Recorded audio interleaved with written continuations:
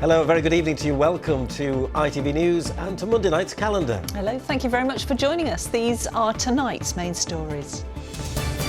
Forgotten village, the Yorkshire Dales community cut off by a landslip which hasn't been fixed for 6 months. This is devastating our family. We can't go on another 6 months, 12 months. Obviously we get quite a lot of passing trade. That's all dried up because nobody comes up here now. So. Holiday tragedy. An inquest opens into the deaths of a father and daughter who died when their caravan went up in flames.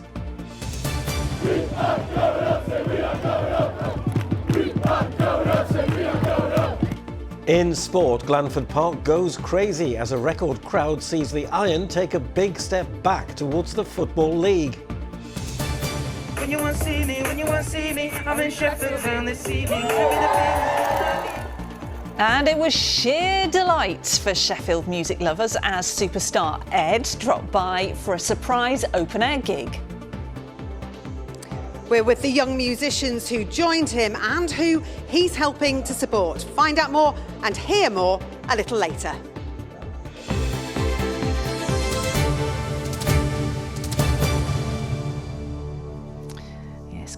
Evening to you. We start at the small rural community in the Yorkshire Dales, which says it's been totally forgotten after a landslip which closed a major road 6 months ago still hasn't been fixed. Those living in the village of Cowgill near Hawes say the blockage means a 22-mile detour through single-track roads for a journey which would ordinarily take just a few minutes. And for vulnerable residents, including one severely disabled child, the impact it's having is huge, as Amelia Beckett reports. Its remoteness is what makes it so beautiful. But for the community of Cowgill in the Yorkshire Dales, accessing nearby villages is vital for essential services. And for the last 6 months, this landslide has meant that has become far more difficult. Barney and Harvey rely on that road for their severely disabled son's care, but the closure now means a 40-minute diversion each way, every day. I mean, there's no exaggeration needed. This is devastating our family. I work as a paramedic in Ingleton. We have a carer that we spent 4 months training to look after Rafferty, who deliberately lives in Ingleton because that's where we go. She qualified 2 weeks before the road closure.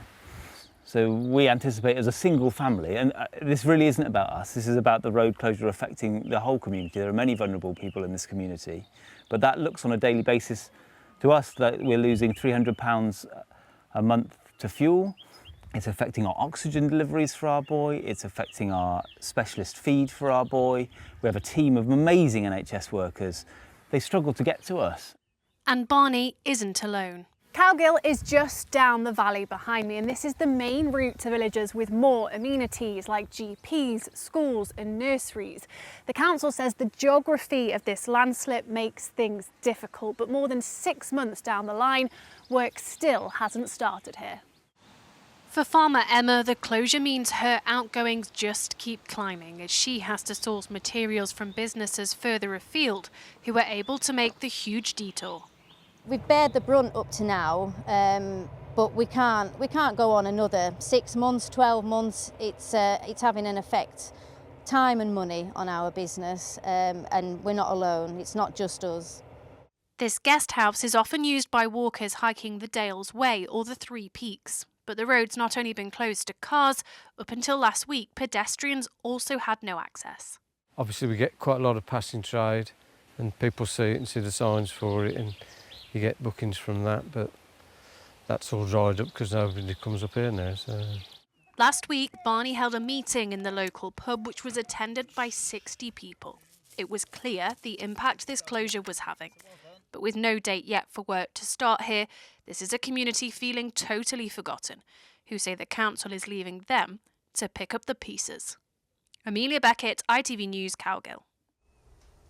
And we thank the villagers of Cowgill for talking to us about that. Well, we contacted the council, which oversees the landslip site, for a response, but as of yet, we haven't received one. A 19-year-old man who was killed in a hit-and-run in Leeds has been named as Ashton Kitchen-White. The teenager died after being hit by a car which failed to stop following the collision on Middleton Ring Road on Friday night. A 15-year-old boy and a 19-year-old man were arrested on suspicion of causing death by dangerous driving. Ashton's family have described him as one in a million. A 52-year-old man has been arrested in connection with a fatal house fire in Bradford. Emergency services were called to the property on Dirkhill Street in Great Horton at around 3 a.m. on Friday, where the body was found. An investigation into the fire continues and the man's death is currently being treated as unexplained. Well, next to the tragic deaths of a father and his 10-year-old daughter from Retford, who were killed in a fire at a caravan park earlier this year.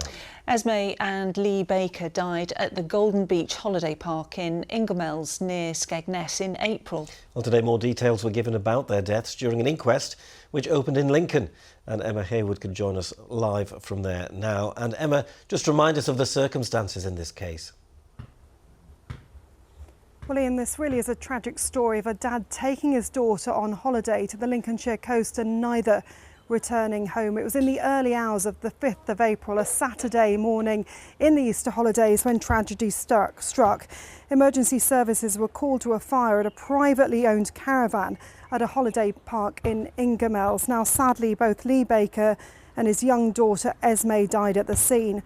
There was an outpouring of grief for the pair from everyone they knew and local people too, because Lee was known locally and Esme was a popular member of a cheerleading group in Retford.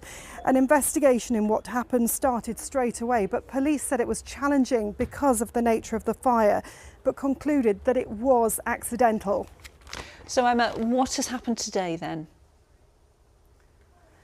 Well, today, 2 separate inquests have been opened and adjourned here at the Coroner's Court in Lincoln. And in a hearing lasting less than 10 minutes, the coroner outlined how Esme and her dad had both died. He said they both suffered from the inhalation of products of combustion. And he scheduled a further inquest date for October later this year. Emma Haywood, live in Lincoln for us. Thank you very much. And just a reminder that you can stay up to date with that story and all of the rest of the day's news and sport on our website at itv.com/calendar. You're watching Monday Night's Calendar with Laura Rostron and Ian White, and still to come before 6:30. It's sheer delight for music fans as superstar Ed plays a surprise open-air gig in Sheffield city centre. And the clouds looked lovely above the laburnum earlier on this afternoon, but are we really in for another almost dry week? All the detail a little later on. Thank you, Kerry. Well, next to calls for the improved diagnosis of dementia, with estimates that a third of people living with the condition are going undetected. Earlier this year, the government removed its diagnosis target from hospital guidance, and with a growing elderly population, there are fears people may not be getting the care they need. James Webster has more. It was one of Warren Berman's friends in Leeds who first noticed something was wrong and encouraged him to get a check-up. He was diagnosed with dementia. I would go into the spare bedroom where I keep dried goods, and when I got there I would forget what I went in for. And also I would be asked a question and I would give an answer completely different to what the question was. In Yorkshire and northern Lincolnshire, it's estimated more than 80,000 people are living with dementia. By 2040, that's expected to be 112,000, but many of those cases go undiagnosed. And the target of getting 2/3 of those cases formally diagnosed was removed from NHS guidance in January.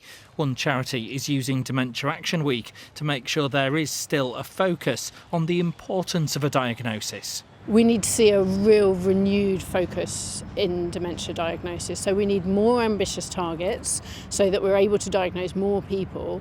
But we also need to make sure that where people do get a diagnosis, they're able to access that earlier. Waiting lists currently are going in the wrong direction. While the target may have gone, the Department of Health insists it remains an ambition, saying the government is creating a society where every person with dementia receives high-quality, compassionate care from diagnosis through to the end of life, adding that the new approach is giving local leaders the freedom and autonomy they need to provide the best services to their local community, including those with dementia. I feel that the government should put more money into dementia services so that people can be diagnosed sooner and also help to reduce the symptoms, and also to be more empowered to take control of themselves and to hopefully have a better quality of life. People like Warren hope sharing their stories will keep a focus on the need to make sure all those living with dementia get the support they need. James Webster, ITV News. Well, after calendar, it's the ITV Evening News at 6:30. Let's find out what's on the programme. Here's Mary Nightingale. Coming up on the Evening News, a Brexit reset. We'll take you through the new deal with the EU and what it'll mean for you. Thank you for lifting us up with love and support. Joe Biden on his prostate cancer diagnosis. And it's the full-time whistle for Gary Lineker, who's leaving the BBC after 30 years. Would you join me for those stories and more at 6:30?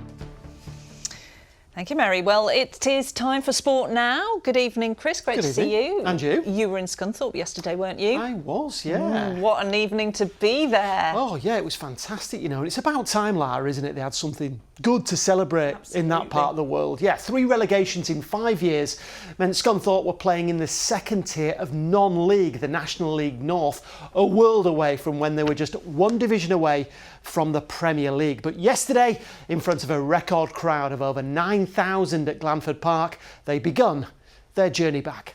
We are going up, say we are going up. Celebrations not seen round these parts for quite some time. After years of decline, a first step on the ladder as Scunthorpe look to climb back up the leagues. Well, we've been season tickets here for absolutely ever, and to actually be here, having been in the dark times, it means the world. We lost faith in it as well, and just this team have pulled together against all odds. It's just brilliant. I can cry with happiness. They're just so great, the players are great, it just means everything. The biggest crowd ever at Glanford Park, 9,087 turned out for yesterday's National League North playoff final against Chester. And they didn't have to wait too long for the first goal. Scunthorpe, ball into the area. Oh! But these fans have grown used to disappointment, and after Chester equalised, you'd forgive them for expecting their team to crumble. But this isn't any old iron. In extra time, they showed their mettle. Federa with a touch, and there we go! When I scored, my dad came on the pitch. My dad's travelled from Ireland as well to watch the match, so it's been massive for me. So I'm just ecstatic, honestly. It's an incredible amount of hard work by everybody at the club, the players, the management. You know, we've been 18 months, 2 years, you know, trying to get this over the line. And today, so much pressure has been lifted off us. It's been incredible. Do you know what? My little boy was in hospital last night, and I was gutted. He weren't going to be here. But to have him here and my missus and the other little one, it's just magic. You picture this moment in your head hundreds of times, and now it's here, and the fans are being magnificent, and we're just over the moon. Yeah, I mean, look at the scene here. Fantastic to see. Everyone's happy, smiling. That's what it's about.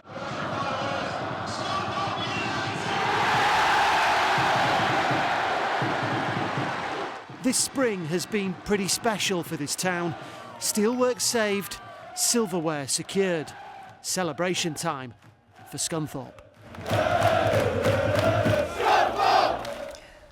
You know what, I think you can celebrate the good times all the more when you've been through what Scunthorpe have been through over the last few years. Brilliant celebrations in Scunthorpe yesterday. I'm sure they'll continue for some time yet. Yeah, no doubt. that's why I'm a bit croaky, actually, all that singing. Is that yesterday. right? Yeah. Well, you've got the right colours on almost for Scunthorpe today. Brilliant, isn't it? That's Really why good you're doing news it. for them. Congratulations to them. Now then, a big day coming up for two of our rugby clubs. Yeah, Featherstone Rovers and York can start planning for a trip to Wembley after both sides made it through to the 1895 Cup final yesterday. Meanwhile, in Super League, there were wins for both Castleford and Wakefield. Cass thrashing bottom side Salford 48-16. Wakey beating Challenge Cup finalist Warrington by 40 points to 10 to make it consecutive wins for Darryl Powell's men.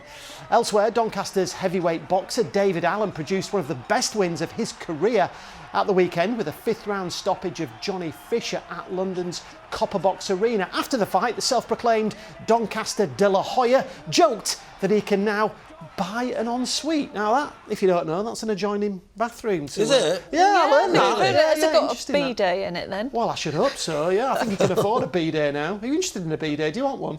No, thank you, I Get in do touch not. with I David think Allen, those they might should be have a spare one. destroyed. That's your lot from me. Yorkshire lost today, by the way, to Surrey. By an innings and 28 runs, so not good for them. Not good news. Thank you very much, Chris. Thanks. You're welcome. Now, thousands of people walked through the night over the weekend to raise money for a breast cancer charity. The Moonwalk is now in its third decade, also raising awareness, of course, of the disease. Those taking part did it in style too, and for one woman from Leeds, it was a cause very close to home. Kevin Ashford reports. 3, 2, 1. Setting out on a long walk through the night. This is Moonwalk, which for the last 3 decades has seen men and women walk either a full or half marathon distance to raise funds and awareness in the fight against breast cancer. Becky Craven from Leeds, who's doing her first Moonwalk, has the disease. I've been recently diagnosed with stage 4 breast cancer. I say recently, it was actually last June, so I'm coming up to a year. It feels very recent. And I've done another fundraiser in October that's like fitness based, and it makes me feel really strong at a time where you feel like you're quite weak because your body's doing its own thing. It's really nice to be doing something that makes you feel physically fit. Every one of the thousands of people taking part in Moonwalk are doing so for their own reasons, their own connection to breast cancer. As well as that shared sense of community, there's also a shared willingness to wear some quite remarkable costumes. There was also a willingness to keep walking for hours through the night before finally crossing the finishing line in what for many was an emotional achievement. The woman who founded the event 3 decades ago says those years have seen big changes. When we started, people didn't even talk about cancer, you know, full stop. It was a sort of taboo subject. And now people, you know, sit and chat about the Moonwalk in a pub. And you know, I was saying last night to people, you know, keep talking, keep raising awareness, because having that open conversation is really, really healthy. As well as increasing awareness, over the years Moonwalk has raised more than £144 million towards breast cancer research and support. Kevin Ashford, ITV News. And well done to everybody who took part. Now to the latest in our series of exclusive reports for ITVX. If you've seen the enormous mural of a beautiful kingfisher and heron stretching more than 80 feet into the air right in the middle of Sheffield, well then you have come across the work of Megan Russell, better known as Peaches. Now, 12 years ago, she was painting walls in abandoned buildings. Now the Sheffield artist is in demand all over the world, with commissions stretching from Colombia to Kuwait. Adam Fowler went to meet the 31-year-old who's brightening up the world one wall at a time. Here's a preview. It's amazing what you've done, really, because it's such a pale street, isn't it? And then there's this massive burst of colour in the middle of it. Yeah, and I think they've only just started getting like the mural scene going in Kuwait as well, so it felt like extra special to be part of that. And everyone loved it as well, like the response was fantastic. I remember walking in the market actually, and just like this woman came up to me and was just like, "Welcome to Kuwait," and I was just like, oh, it was just really, really great experience. It's like art for the people. You don't have to like feel like you need to go to a fancy gallery where you have to pay, or like you feel like you're not dressed properly for it. It's on the street, you can go find it. It's there for people, and I think that's why I've always gelled a lot with street art. Yeah, it's quite magic, I think. It certainly is magic. Well, to see more on Peach's incredible work and the whole Sheffield street art scene, go to the ITVX app on your smart TV, phone or online, click on categories. then click on News and then scroll down. And along with our latest programmes, you can catch up with exclusive content and some of our best stories, all available on ITVX on demand. And look at there it is. Well, talking about artistic talent in Sheffield, and music fans got a very serious treat this weekend when one of the planet's biggest performers turned up for an impromptu street gig. Yes, Ed Sheeran, who was born in Halifax, has now sold 200 million records worldwide, making him one of the best-selling artists in history. This was the scene as he arrived for the surprise free gig, which lasted 3 hours. The former busker has been supporting a music group in the city. More on that shortly, but first, let's see him in action. And I want you in my life, yeah. There's a heaven in this ride, yeah. I will never leave your side, stay tonight. When you want to see me, I'm in Sheffield town this evening. Well, let's join my mate Lisa now, who's at Tracks in Sheffield. And Lisa, what was this all about? Well, Ian, all those headlines might well have been about Ed Sheeran. He is a global superstar after all, but it was just about the young people, the young musicians here at Tracks who performed with him and who he's been helping to support. Now, Lucy, you're the director. You've been instrumental in bringing this about. What was it like last night? It was just an incredible experience. Like, the young people just brought so much talent to the stage, so much confidence, but they were so supportive of each other. And it's just really highlighted what we're trying to do and what other people in Sheffield are trying to do to put music on the map. And that's to make music accessible to all. Just briefly, how vital has Ed Sheeran's foundation been for that? It's been incredibly vital. They're trying to make sure that schools and the government and everybody understands that music's important to the young people, and it should be, like you say, for everyone. Well, let's go and meet some of the guys who are making music behind us here and who were there with Ed last night. First of all, I've got to ask, how was it? It was inspirational. It was so good because there were so many famous people there, and it was really good so we could tell people what we're about and what we can do, and all these people that was watching, they really enjoyed what they were seeing. And highlighting what you do here at Tracks, how important is Tracks to you? Tracks, I can't lie, I've been going for 2 years now. It's been a huge part of my life. I feel honoured to be here. I feel honoured to have met Ed Sheeran and Jay and me, DJ AG, all of that. I just feel so blessed, and Tracks is so important to me. So yeah, just shout out to Tracks, innit?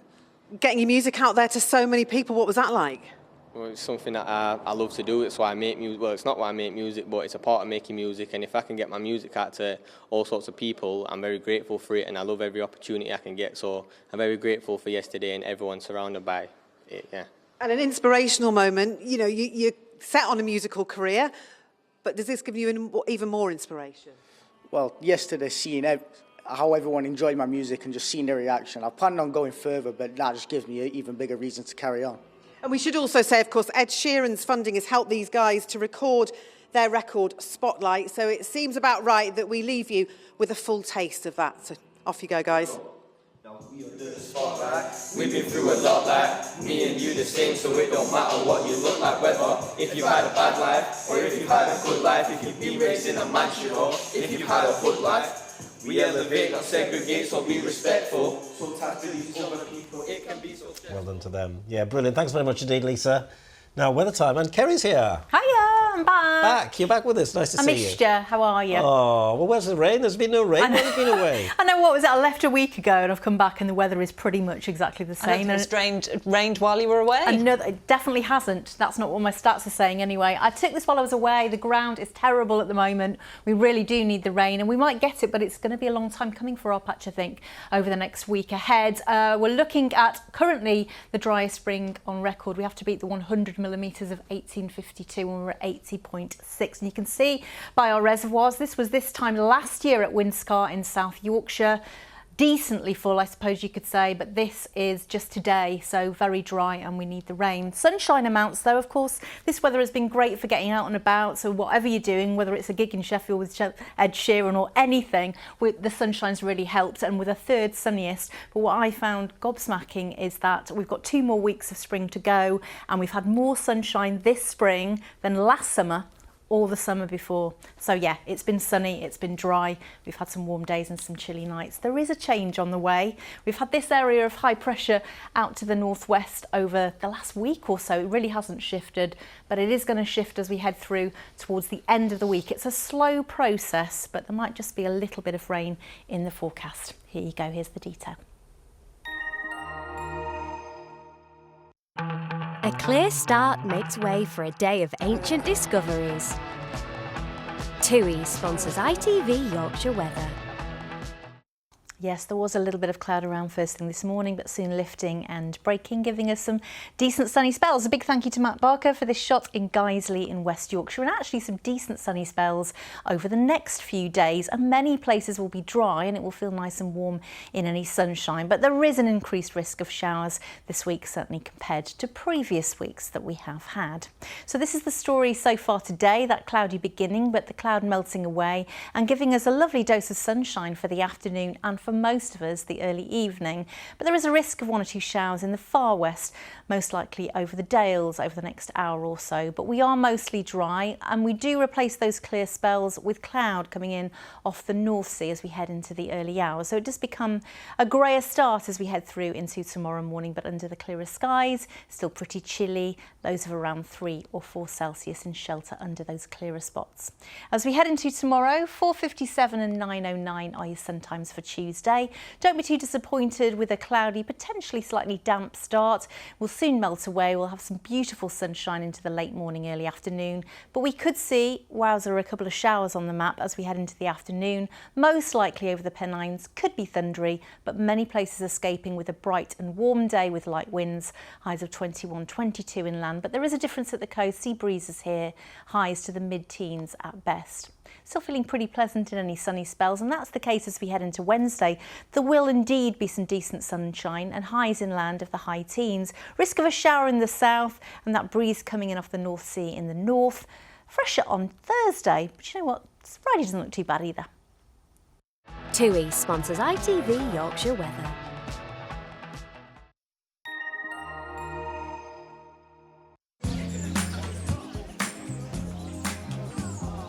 Making the most of summer. Piri sponsors ITV Pollen Count. It's a bit tricky at the moment. Those sensitive to the early grass pollens will notice symptoms at the moment, but actually the tree pollen season's coming to an end and the grass pollen hasn't really kicked off yet, so it's low over the next few days. Take care. Now, Laurie, you were talking about bee days earlier. I don't know why. Kerry, you've got a bee day. Tomorrow is World Bee Day, so I'm after your pollinator pics, weather photos at itv.com. Well, thank you very much. Bee Day. Oh, yeah, got it. Thank you very much for watching tonight, and hopefully you'll be back to watch us tomorrow. Yeah, Bye-bye. and all through the week. Good night.